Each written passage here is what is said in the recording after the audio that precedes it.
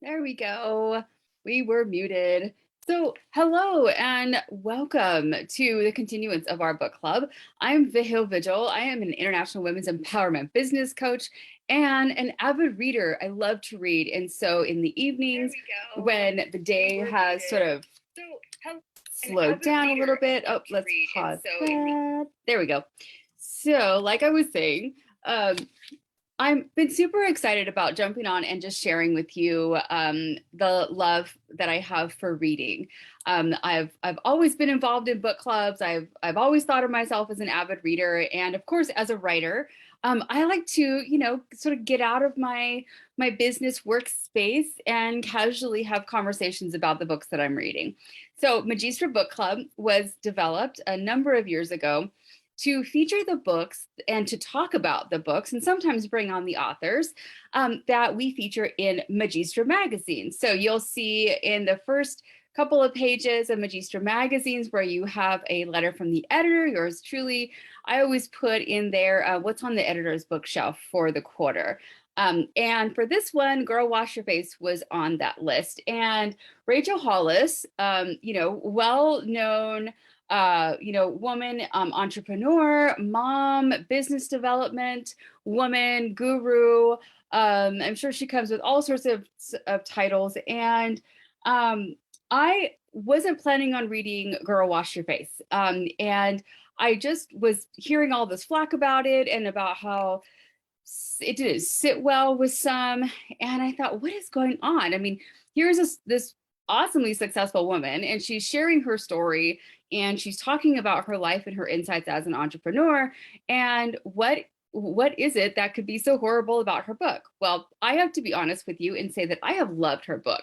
The entire time that I have been reading it, I committed to myself that I would read page to page, cover to cover, and that I would truly give my honest assessment and be open about what I thought. And I have to be honest and say I've actually absolutely loved her book. It is motivating, it's realistic, it's heartfelt. You could sense her humor through the book, and I've just really enjoyed it. So we'll continue with that today. This special has been all about her book, of course, Girl Wash Your Face, and each week we have been covering 4 of her chapters. So this week we're going to start on chapter 13, and the way I like to review the chapters is I will talk about the title of the chapter, my perspective, and then I will be reading some passages that I've highlighted, which, are not few and far in between. I've really enjoyed a lot of her stories.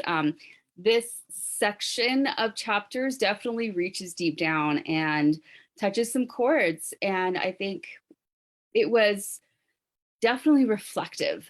I think an opportunity to be really personally reflective when I was reading through some of these chapters. So we'll get right to it. So chapter 13, and she always begins her chapters with the lie that she has told herself or that the world has told her about something that she then dispels throughout the chapter. And chapter 13, comically is, I'm going to marry Matt Damon. When I first read the title of this chapter, I thought, I don't know how interesting this chapter is going to be. So let's just see. And I appreciate the fact that, the first line of this chapter is, laugh all you want, but this was something I believed for years. So we're going to go ahead and skip right over to the bottom of page 138. Because I think my ability to imagine my dreams is intricate or in intricate detail. Let's start that one over. Because I think my ability to imagine my dreams in intricate detail is one of the biggest reasons that I've been able to achieve them. Here at the Empowerment Empire, we always talk about if you dream it, then write it down and make it as vivid and detailed as possible so that you can work towards making it absolutely come true for you. So she continues, seriously, don't rush by that statement. Sit with it for a minute. A huge part of my success is built into my imagination. I just mean the ability to pick out a daydream and then focus on it, sometimes for years. One of the questions I get most often is how I stay motivated. Lately, I've been trying to offer tangible ideas. Surround yourself with inspiring people, both in real life and in your social media feeds. Listen to motivational podcasts. Blast pump up jams until you're feeling inspired. Figure out a formula for what motivates you, then do it again and again. But that may sound like advice you've probably heard before. So what's the point of repeating information that won't stick? I'd rather hone in on what's going to make the big difference for you, even if it might sound like a little strange. For me, the big difference was envisioning a very specific future. Now, I have to definitely go back and agree with her on this, that you have to really self-motivate. As entrepreneurs, as businesswomen, oftentimes who have started our organizations, as solopreneurs, before we're able to grow and to get staff and to hire teams to keep us on point and assistants and schedules, et cetera, it's really us, and you have to keep yourself super motivated. And so I completely agree. Surround yourself with positive people, listen to motivational podcasts, blast those pump up the jams, girl, and, keep doing it over and over again. Small steps lead to big changes is one of the things that you will hear me say often as a women's empowerment business coach. It is, part of the mantra. Not only through collective collaboration we all rise, but small steps lead to great big changes, and that's no different here. So to continue, calling your shot is powerful when you're chasing down a dream. You have to spend real time focusing on everything you can about that dream. What does it look like? How real can you make it in your own mind? Because here's the deal. My goals to me are real.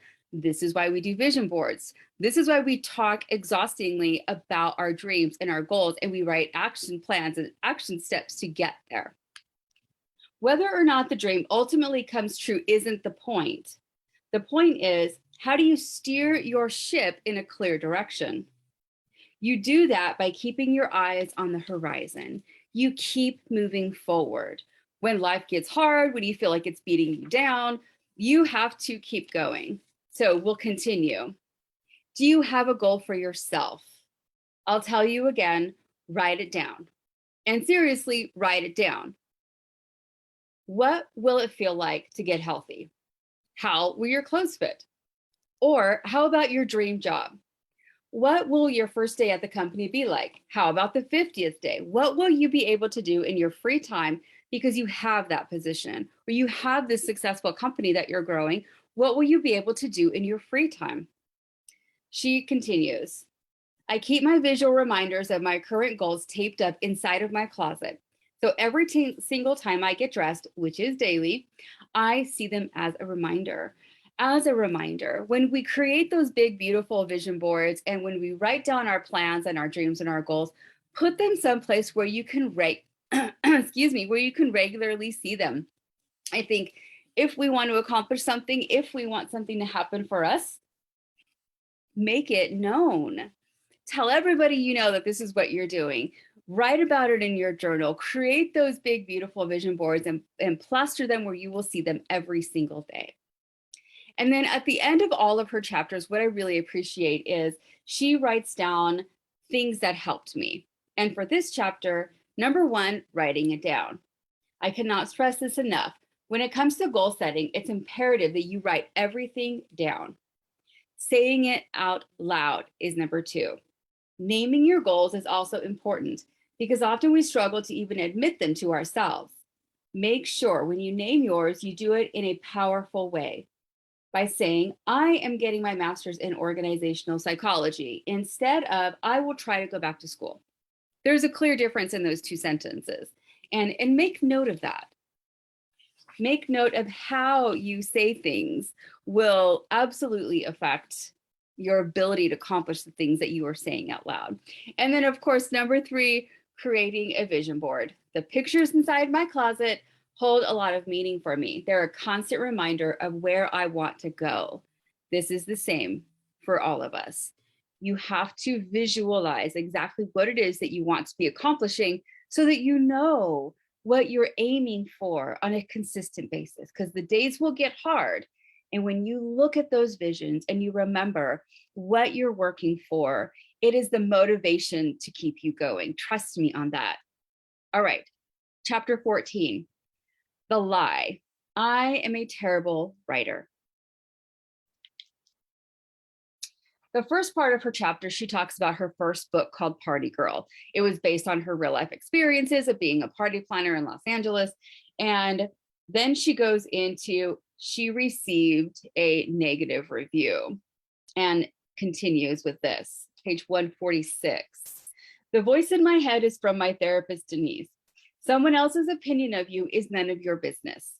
Let's say that again for the people in the cheap seats. I like her humor. Someone else's opinion of me is none of my business. Now we can go both ways with that, because if those of us who we are our product as empowerment coaches, as business coaches, we do want to be thought of highly. However, we can't dwell on those who don't connect with our vision, who don't understand what it is that we're trying to accomplish. We can't worry about them. We worry and focus on the ideal client, the person who will get what it is that we're putting out there. Someone else's opinion of you is none of your business. Those words are so powerful for anyone who tends to hold other people's opinions ahead of their own. And they are never more profound than when we're creating something. When you're creating something from your heart, you do it because you can't not do it. You produce it because you believe your creation deserves to be out into the world. You work and work, and then you close your eyes and cross your fingers and hope it finds recognition. But here's the thing about that magical, mystical thing you're making. You create because you have a God-given ability to do so. And for those of you who don't necessarily like the word God, think of good, orderly direction. That's my little input, which was given to me by another person. You create as a gift to yourself and to the higher power who blessed you with those abilities. But you can't make people like or understand it. All right. If I refuse to take constructive criticism from an editor I trust, if I don't push myself to grow as a writer, if I regurgitate the same story over and over, or worse, if I try to impersonate someone else's style, then yes, there's a good chance my work is going to suck. But deciding that something is bad simply because other people don't like it or understand it is not a theory I can co-sign. Art and creativity are so subjective, and dang it, it's hard to find the courage and drive to complete anything. So sister, if you're going to work hard on that project, do you really want to allow it to be blown apart by something as flimsy as an opinion? Let me continue on page 148. I really enjoyed this chapter. As a creator, as an artist myself, as someone who has been in the arts industry and now is as a creator of business programs and women's empowerment programs and the International Women in Business Mastermind and our power luncheons, I can certainly relate. As an artist or a creator, you have to decide. You have to choose a path or live the rest of your life slowly killing your ability to do great work for fear of what others will think. You have to decide that you care more about creating your magic and pushing it out into the world than you do about how it will be received. Even after years of putting myself out there, I still get caught up in the lie that I might be a terrible writer or that I should create or not based on whether I have an audience for it.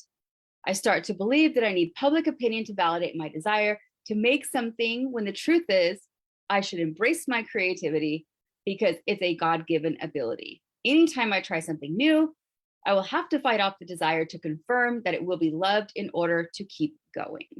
This, I think, really truly speaks to how we can really waste a lot of our energy focusing on what is someone going to think about our work, when we should really just be putting our beautifully crafted, amazing work out there into the world.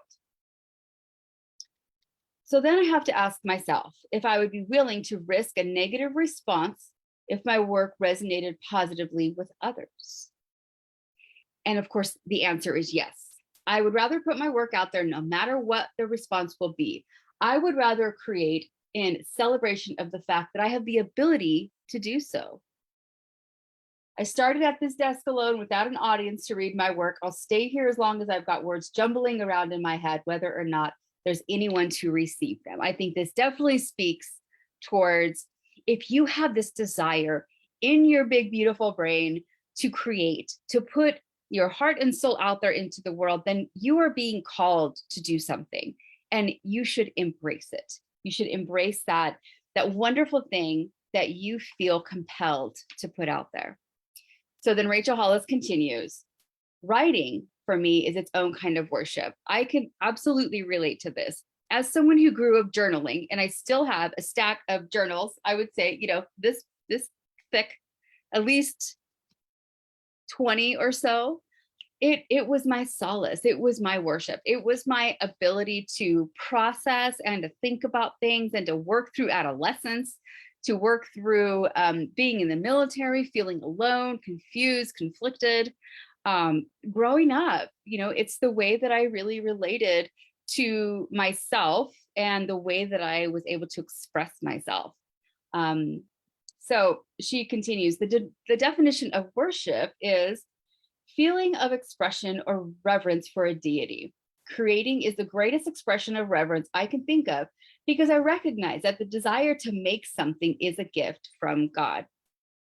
The freedom to carve out the time and have a safe place to create that art is a blessing of the highest level in a world where so many people are unable to have either. If you are in a space where you can create and feel compelled to create, then you should honor that opportunity and do it. For her, she states, it's writing. For you, it might be painting, making quilts, or taking a Thursday night ballet class. Wherever it may be, if you are compelled to do these amazing things that are going to fill you with love and joy and happiness, and quite possibly could do that for someone witnessing your experience or witnessing your writing, etc., then you should do it. And of course, at the end of this chapter, things that helped me. I stopped reading reviews, meaning she stopped reading the reviews of her work so that she wouldn't have to feel like she needed to try to prove herself, that she was already putting this work out there that was full of her heart and her soul. And it wasn't necessarily meant for her to put this out there and then to absorb bad critique. The supportive words, I think, absolutely take those in and help them continue to fuel you. But negative reviews and negative responses, you have to just let them go. Number 2, I write for myself. And number 3, I indulge in silliness. Don't forget to live that silly life. Don't forget to let your humor come through. We are always working so hard, being very serious about our careers, our organizations, about all of the things that we do. Give yourself the opportunity to have some silliness, to do things that make you laugh and smile and have fun. Chapter 15.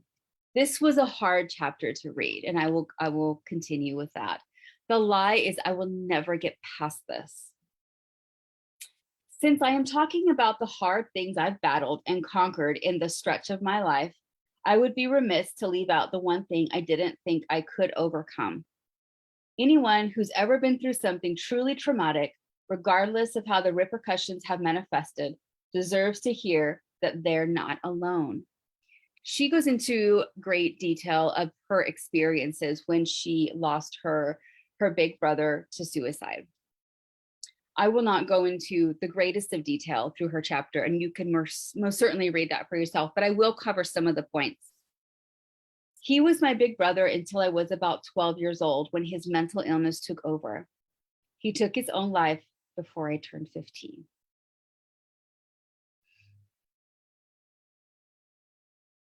I know the reality of that sentence is heavy, but here I am admitting the worst of the worst, the ugly truth of my brother's disease and the destruction of the family it left behind. I don't know any other way to the side of this conversation without trudging through it. I don't know any other way to offer solidarity to others who've gone through their own trauma without describing my own. Not many people want to share that a member of their family was borderline schizophrenic. Not many people want to tell you that their sibling was severely depressed and obsessive compulsive, going through multiple doctors and countless mood stabilizing medications before he was even old enough to get a learner's permit. But I am still here, and so are you. I am still here because I refuse to let anything or anyone decide what I get to have. I am still here because I will not let a nightmare have more power than my dreams. I am still here because I didn't allow the hard time to make me weak. I willed it to make me strong. Recently, I was watching Tony Robbins' documentary, I'm Not Your Guru. And he said, if you're going to blame your hard times for all the things that are wrong in your life, you better also blame them for the good stuff too. You're not supposed to acknowledge the good things that come out of trauma. Her words. There's something perverse and unhealthy about it. It seems wrong to look for the silver lining because that means appreciating something terrible has happened to you. But I recognize now that if you don't look for the good that came out of what you've lived through, then it's all wasted. As someone who has lived through a myriad of different types of trauma, if you don't search for what you have learned out of it, then it will just be trauma. And the way that we get through trauma is we talk about it, we realize that we are still here, and we reflect on how we are now stronger. Not that, of course, we would wish that would have happened to us or to anyone. However, to not allow it to keep us down, we have to find the strength in our struggles. I truly believe that. Rachel Hollis continues, instead, I flipped the narrative inside my mind. Even as a teenager, I used to think, you can do this, Rachel. You can do anything. Think of what you've already lived through. I have built companies. I have pushed myself and my career to places further than other people might have believed possible. And the entire time I knew I was capable of it because I knew I'd already lived through worse.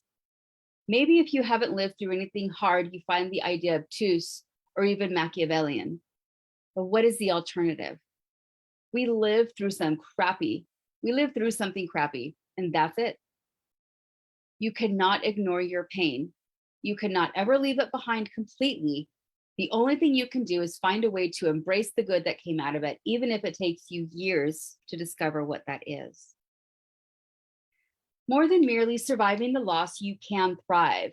You can do it because it's what you deserve, and I truly believe that. More importantly, you can survive the loss because living in the greatest honor you can give to the person you lost, even if the person who's gone was your younger, more innocent self. The path through hardship or extreme trauma is one of the most difficult things a being can encounter. But make no mistake, the only way is to fight through it.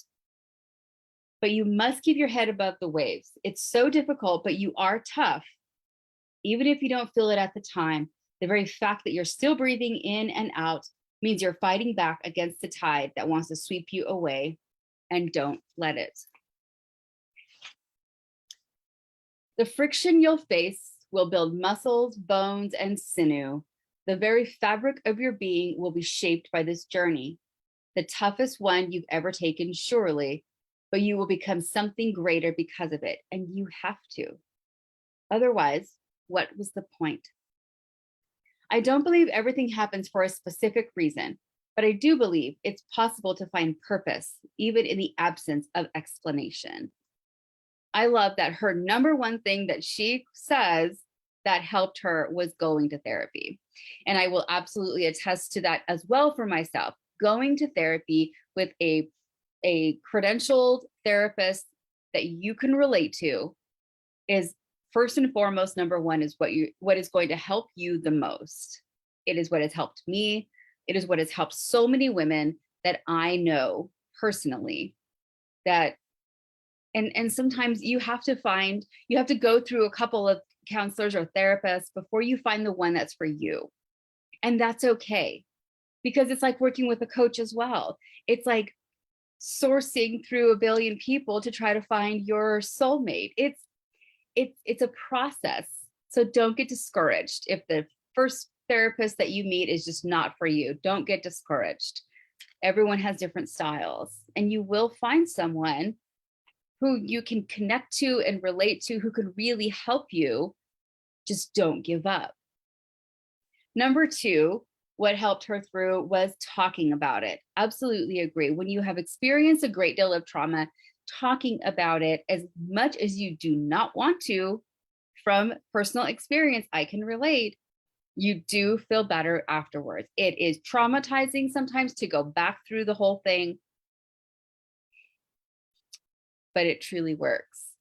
It truly works to help you get out of the pain and the fear and to find a path forward. Number three, making myself think about it. She talks about how she had a great deal of nightmares after her brother had died. And she wrote, an extremely wise therapist suggested I set a timer every day for 5 minutes, then forced myself to remember it in the detail until the timer went off. I thought he was insane. Turns out there was something about knowing I would think of it later at an appointed time that allowed my brain the peace of not playing it on loop. You have to give yourself the time to grieve. If you need to set an alarm clock so that you know at 2 o'clock, I'm going to sit with this thing that I'm experiencing right now so I can give it its due, so that the rest of my day, I am not playing my trauma on loop. The rest of my day, I am able to continue moving forward, being the awesome person that I am, striving to achieve my goals and striving to move forward in this amazing life, but that I give myself the opportunity to grieve. It was a heavy chapter, to say the least, but it was one that I absolutely really enjoyed. All right, so the last chapter that we are going to go over tonight is chapter 16. So we did 13, 14, 15, and 16. Chapter 16 is the lie, I can't tell the truth. This, I think, really follows up on her flow of having courage to do for yourself in the face of great adversity. I do like the ebb and flow of her stories. Some of them are really lighthearted. They get you really pumped up. They're really exciting. They're really motivating. And then some chapters really kind of take you in and encourage you to sit with your own feelings and your own experiences, where she offers a grain of salt as to how she may have gone through a particular situation or a trauma or a hardship, and allows you to learn from that experience that she had learned from. So chapter 16, page 161, do I have the courage to tell you this whole story? Do we have the courage to be honest with ourselves? But then I understand that when things are hidden, we give power to the fear, the negativity, the lies. And I don't want to allow that to happen. We have talked about this before, not only through my programs on, empowerment coaching, but also throughout Rachel Hollis's book, Girl Wash Your Face. And when we don't talk about trauma, when we don't talk about fears, we give them strength and we give them power. And it's not something that we should do. We obviously will want to sit with our hardships or our trauma or our pain, but we have to be able to find a way through it. And that, of course, is, working with an educated, credentialed therapist, talking about things, writing them down, dispelling the fear, getting it out, clearing it up. For me, it was painting. When I was dealing with a lot of trauma, I would paint. I would get the horrible vision out of my brain and I would put it on canvas. So it had a place to live. It didn't have to live inside my brain anymore. It was on a canvas and I got to put it somewhere. For many of us, it's also writing. It's something I definitely have explored in my own writing, is putting my trauma down. In the Boss Latinas Anthology that we just launched not too long ago, a lot of those stories share a great deal of trauma. And it's because when we put those things down, we don't have to hold them inside and let them grow and fester. We are able to put them out of ourselves and let others learn from our experiences as we work through them. So I will continue. But then I understand that when things are hidden, we give power to the fear, the negativity, the lies. I don't want to allow that to happen. The majority of this chapter talks about her and her husband's experience with the adoption of a daughter. She wanted to adopt a little girl, her and her family, her husband wanted to bring in a daughter, as she has 3 boys that she had herself, and the really difficult trials and tribulations of trying to adopt from Ethiopia, then trying to adopt 2 twin girls from the States, to then ultimately having to deal with some really difficult times in being reported as being abusive to the children in her home, and what that was like. And of course the allegations were dismissed because they were absolutely false and reported by whomever decided to report them for malicious reasons. But the pain that must have caused, knowing that you are not a perpetrator of such things, but having to prove that, how heart-wrenching and difficult. This was a frustrating chapter, I think, to write for her. And I didn't do a lot of highlighting during her experience. And I think that if you have experience or you're looking for insight and information on the adoption process, it's definitely a chapter that you're going to want to read, probably a couple of times. But what I did highlight towards the end, it is a longer chapter than some of the others, is this. At the bottom of page 172, my faith walk became cautious and unsure. I blindly stumbled my way down a path I could not see. I chose to move forward because while I knew I would find pain, I also knew I would draw strength. I can think of so many good things that came out of all that had happened, which gives me the courage to take another step. Because at the end of all this, I don't want you to see someone who went through a long, intense process to adopt a little girl. I want you to see someone who kept showing up again and again, even when it was tearing her apart. I want you to see someone who kept walking in faith because she understood that God's plan for her life was magnificent, even if it was never easy. And even if it wasn't easy, she was bold and courageous and honest, even when the truth was hard to share. Definitely take a look at that chapter. It was chapter 16. And then things that helped me. Number 1, taking the plunge.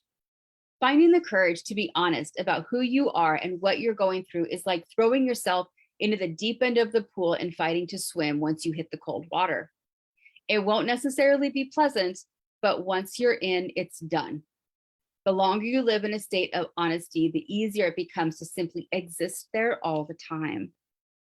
Number 2, seeking out other truth tellers. Surround yourself with people who've also gone through the hardship of being honest about their feelings. They can talk to you how it felt and how they found their own courage. They can also stand as an example of someone who admitted their hardships and lived to tell about it. Number 3, researching stories similar to my own. If we had done more advanced research in foster care in LA, what happened wouldn't have been so shocking to us. Having walked through it now and knowing more people who have too makes us realize how common our experience was. During the process, we felt so alone, and seeking out a community who understood our path would have helped so much. I think that is the close of those 4 chapters, 13, 14, 15, and 16 from Girl Wash Your Face by Rachel Hollis. I just want to close this with the reason why we ended up putting together, why the Empowerment Empire worked so hard over the course of 2 years to put together the Boss Latinas anthology, as well as their previous anthologies, The Voices of Queer Femmes, Empowered Women of Empower Hour, and why we will continue to produce anthologies, because when you are able to connect with a group of women that share experiences, not only in these sorts of anthologies and in the Boss Latinas anthology, which I just most recently have gone through, I can share that when you're reading about the trials and tribulations of life of other women that you truly relate to, you feel that you are not so alone. You truly feel and understand that, yes, life happens and bad things happen to good people. But I think what is most important, and I say this over and over again, is it's how you walk through it. It's how you are able to reach out and ask for help. find a great coach, find a great therapist, find a community that understands where you've been. You will find strength in that, and that will help you to continue on with your journey. I think that is so powerful. It is so powerful to find your tribe. And if you're not sure how to do that, then I welcome you to reach out to us here at the Empowerment Empire to ask if we can help you connect with a tribe. Through collective collaboration, we all rise. And I truly, truly believe that. So thank you for your time. I hope you really enjoyed our review of these 4 chapters of Rachel Hollis's book, Girl Wash Your Face. I look forward to seeing you next week when we cover the final chapters of her book. Have a wonderful evening. Don't forget, like and subscribe to the channel so that you can continue to get all of these great tidbits of information and insights and fun conversations with me, Vihil Vigil, International Women's Empowerment Coach, and your host for all of these amazing programs that I love to put out there for you. So if you like them, please like and subscribe and give me your fabulous comments. I love those, and I love to connect with our listeners. So with that, have a wonderful evening.